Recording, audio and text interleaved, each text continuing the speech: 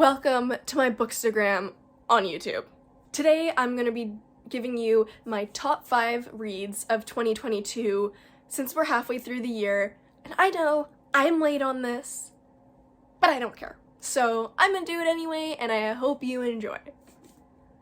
Number 5, Daughter of a Pirate King. This book is filled with a badass female pirate captain, treasure hunting, magic, kind of, and enemies to lovers with lovely banter. When I tell you I couldn't put this book down, I'm dead serious. I've read this in one sitting. Granted, small book compared to others, but amazing. You will learn on this channel that I love badass females. And that's why all my top reads, the MC is a badass female. Females are better. This has 2 descriptions, the back and the front. Back first. One of my captors yanks the hat from my head, and my hair falls into place, reaching halfway down my back. Princess Alosa, Draxon says. There you are. You're a bit younger than I expected. He's one to talk. I may be 3 years shy of 20, but I'd bet my sword arm I could best him in any challenge of wits or skill. I was worried we'd have to tear apart the ship before we found you, he continues. You'll be coming with us now. I think you'll learn quickly, Captain, that I don't like being told what to do. Draxon snorts, rests his hand on his belt, and turns back toward the ship. His first mate, however, never takes his eyes off me, as though he anticipates a violent reaction. Well, of course I'm gonna react violently, but why should he expect it already? I slam my heel into the foot of the pirate holding me on the right. He grunts and releases me to reach down. Then I jab the side of my freed hand into the other pirate's throat. He makes a choking sound before placing his hands at his neck. I have terms, Captain, I say. Already. Haven't even started reading the book, and it is great, and I already want to reread it. Tells you a lot, though, about the character. Well done to the author.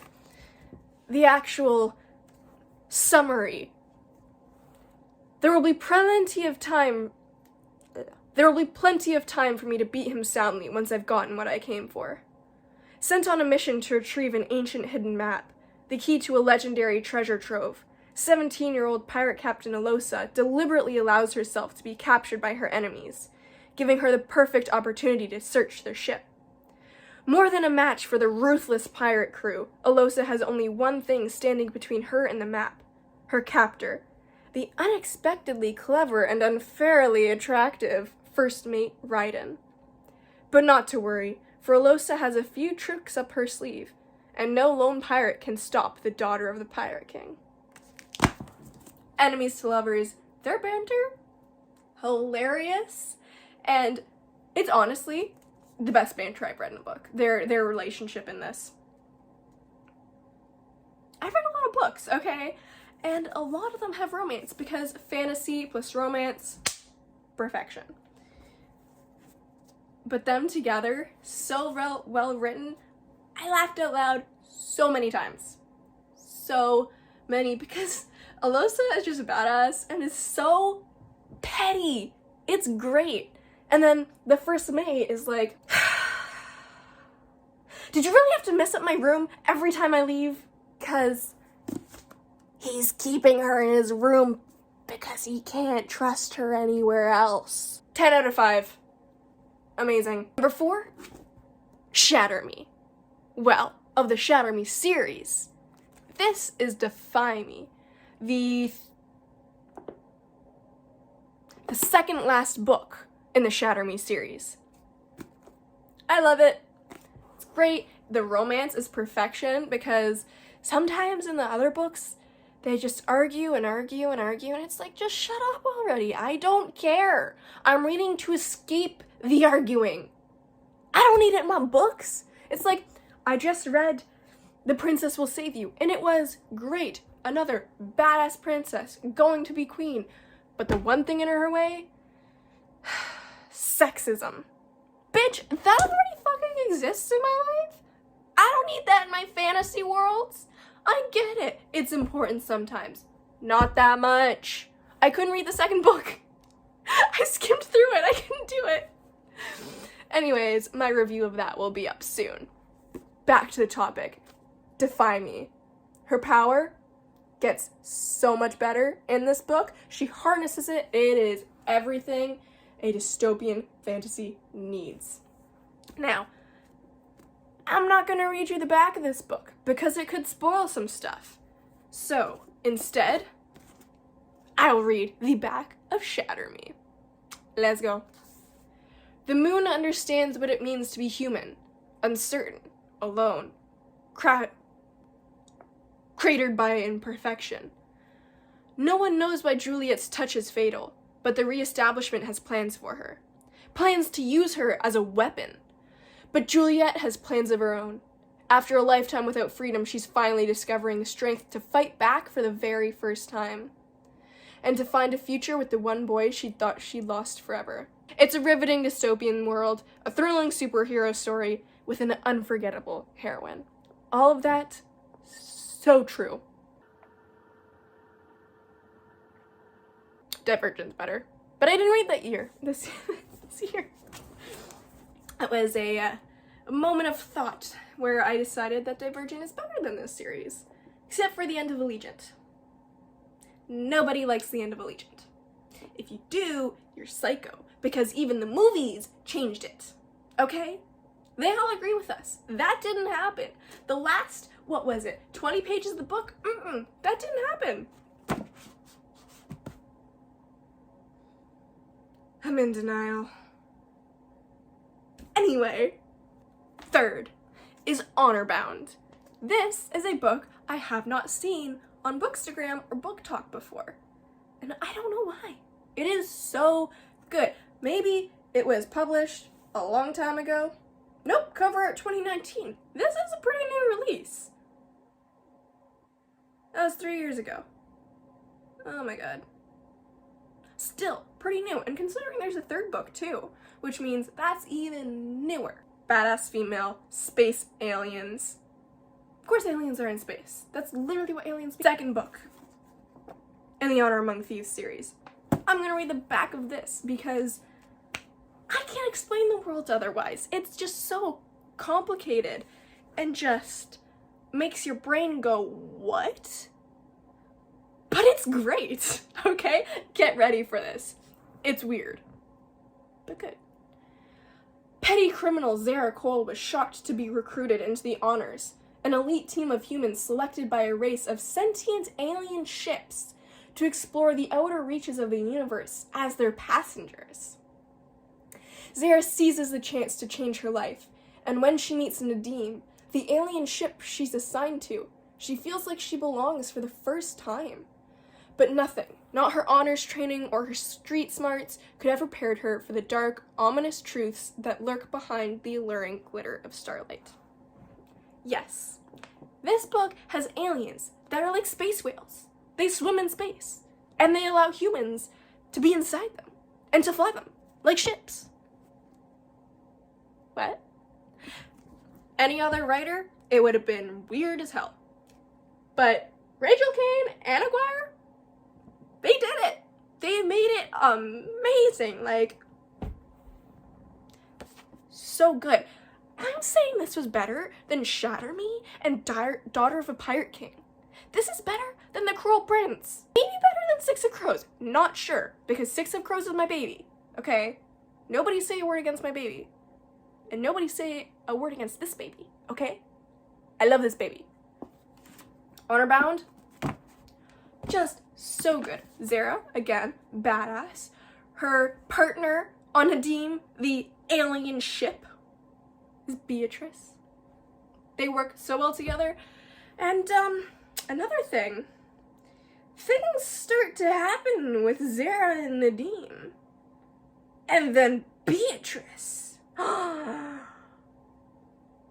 know. At first I was kind of like, hold up. But then I was like, oh, keep it going. Cause, you know, when you first mention it, it's weird. Second time you mention it, what? Third time you mention it, yes, I'm down. Because even though he's an alien ship, he has a personality. The character development is divine.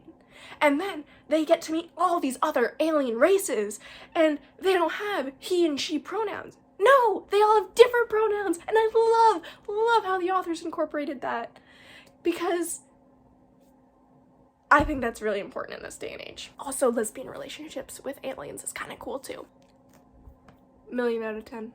Million out of 10. Read!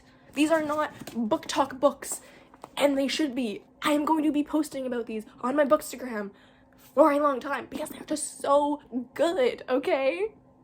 They should not be slept on as much as they are. Number 2, you guessed it, A Court of Wings and Ruin, okay? Court of Thorns and Roses, so popular, and for good reason. It's very good. Now, the first book, A Court of Thorns and Roses, not great. I didn't love it, but I kept reading because I bought the whole box set. But also, I had heard really good things about it.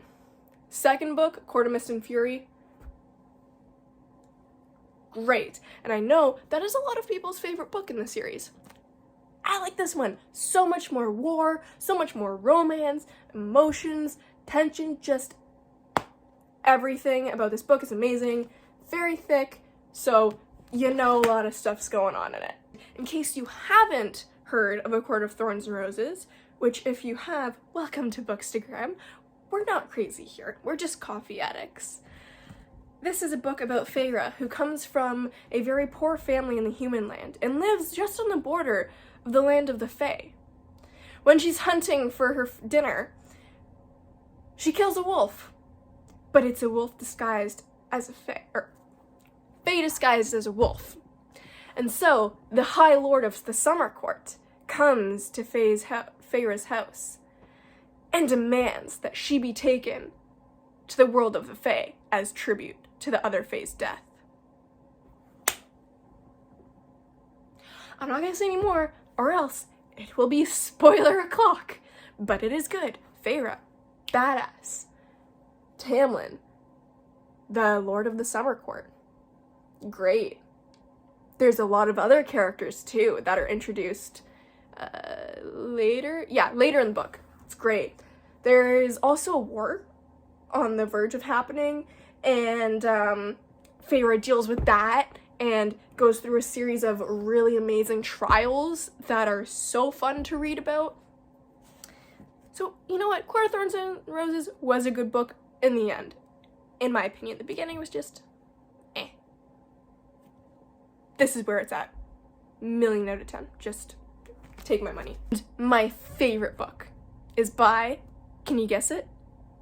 Sarah J. Maas. She, honestly, the queen of fantasy right now. Like, I know there's a lot of other books, but like, number 1. You can't beat this. Loki, like, the whole Throne of Glass series is amazing.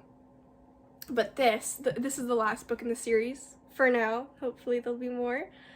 So much war, emotions, the relationships are amazing. The character development is just amazing.